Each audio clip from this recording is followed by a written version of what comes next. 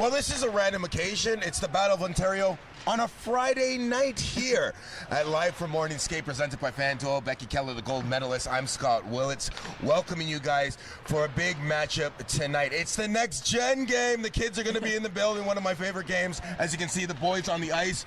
A lot of black pads, a lot of black unis. The boys are going to be wearing those black jerseys tonight. I'm excited for it. What do you like about the next gen game? Well, it's just loud, and it's fun, and you get all sorts of kids in the stands, and you know how exciting it is to be here live as a kid. So, pretty fun game to be at. Breaking news to start off the show. Austin Matthews will be out of tonight's game. He's suffering a little bit of an injury right now, so he will not be playing tonight. But you know what? When I looked at Wednesday's game against the New York Rangers, I looked at the depth, and it starts with Pontus Holmberg. Starting the game off with a beautiful goal against Shasikin, which is, first of all, the hardest name to ever say, which is a goal that I think he wanted back, but I love the way he finished it and really got us on the board. Pontus Holmberg has come into this lineup, and he's been a great guy, great depth guy. Bottom six, he can play defensively so well, but we also know that he has skill. He can put pucks in the net. We've seen it a few times, and what a beautiful goal this was on his backhand to start the Leafs off. And, you know, that's what they're going to need moving forward, especially Matthews out of the lineup tonight. You need some depth scoring, and he's a guy that can provide it. Now, this is something I want to ask you, because, of course, you're a gold medalist. You're not a goalie, but why is the backhand so deceptive? I didn't score a lot of goals, Scotty. But I'm not putting you on the spot there, I'm going to go with, it's just hard. Few. It's hard. I had a couple, but it's harder to read, I think, for goaltenders. And you're never sure if a guy's going to release it from a backhand. It's not usually your strength. You want to move it to your forehand. So a little bit harder for a goaltender to read. What we're watching right now is maybe one of the goals of the year. Mitch Marner doing his best Bobby Orr impression right there. It felt like a playoff game. It was a very tight game. I wouldn't say that the best players showed up. Panarin wasn't really there. Zibanejad wasn't really there. Austin didn't have his best game. Willie didn't have his best games. But when big plays call for big players, Mitch Marner stepped up. And what a goal. Just absolutely ate the team alive. And, you know, he has just not ceased to amaze all season. And that goal may have been the best one. That was definitely highlight reel. And what I love about it is, you know, you go into overtime, you've started Kampf, and you're kind of waiting. They won the faceoff. You're waiting for Kampf to get off the ice, you know, and I think that's what they were waiting for as well. The Rangers, you can see them looking up ice, waiting for Marner to make the pass to Austin Matthews, who's coming off the bench, and he just takes the lane to the net. That is a good point that you make, because Panarin was kind of eyeing over towards the bench, kind of going, when is 34 coming out, because we know that he's problems. And Miller was caught in a rock and a hard place, and you know that Mitch was like, guys, I'm pretty good too. And he looked like a London Knight of old. Let's talk about the coaching staff, and as you just mentioned, Kampf taking that face-off is a true example of why Coach Keefe just knows how to push the right buttons here.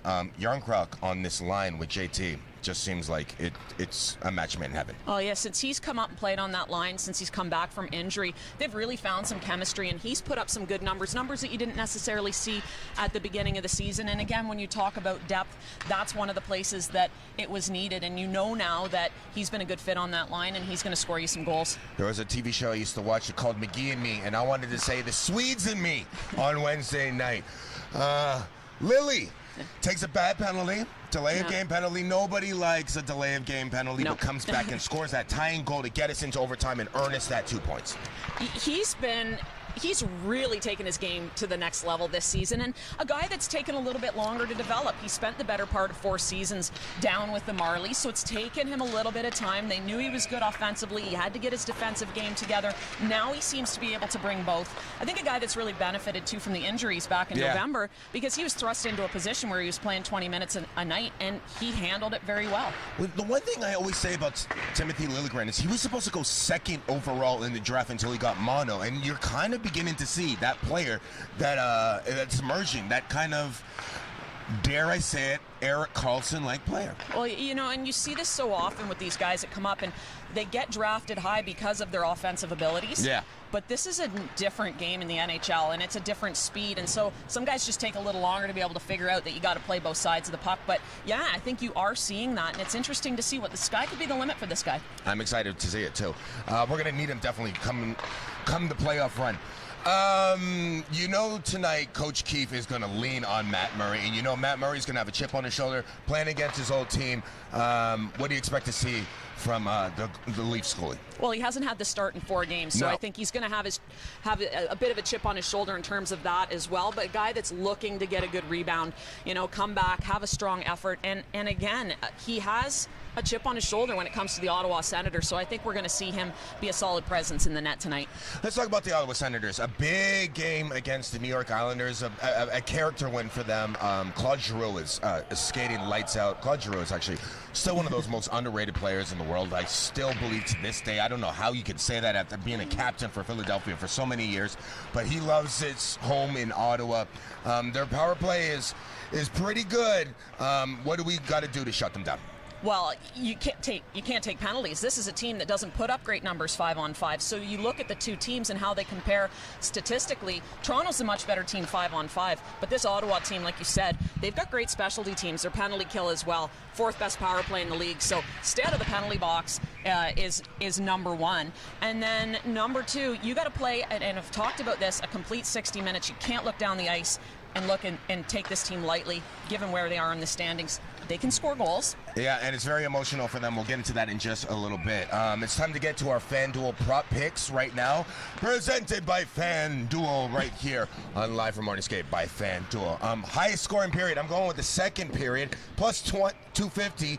The Leafs have scored nearly 49% of their goals in the second period. Why do you like them to score in the second period tonight, Becky? Well, that's a crazy stat when you start breaking things down. One of those things you wouldn't recognize until they tell you, but I don't know. They seem to come alive, get their legs under them. Maybe it takes a little bit of time, but I'm going to go with the Leafs in the second period, too. I like that, too. Will there be overtime? I'm going with 9. That's minus 600. I have a feeling the boys there's something about the building right now. Scotiabank Arena just seems to give them that warm, home-loving cooking that these boys they feed off of. Well, these two teams came very close to going to overtime last time they met, October 15th. Very close, but I don't think there's going to be overtime tonight either. I don't either as well. It should be a fun one tonight. It's a 7 o'clock puck drop. You can catch it on Sportsnet and, of course, with Joe and Jim on the Fan 590. We just want to say a very heartfelt just shout out to Bob Jones, the assistant coach for the Ottawa Senators, who is diagnosed with ALS. That's something that MLSC and everybody here at the Toronto Maple Leafs, we stand firmly behind you, and he's going to be behind the bench tonight, and we're proud of him. Yeah. So, yeah, it's a tough one. Anyways, we look forward to the game tonight. Of course, it's the next gen game, 7 o'clock, puck drop. You can catch it on Sportsnet and on the Fan 590. Becky Kellar, Scotty Willats, as always, go Leafs go.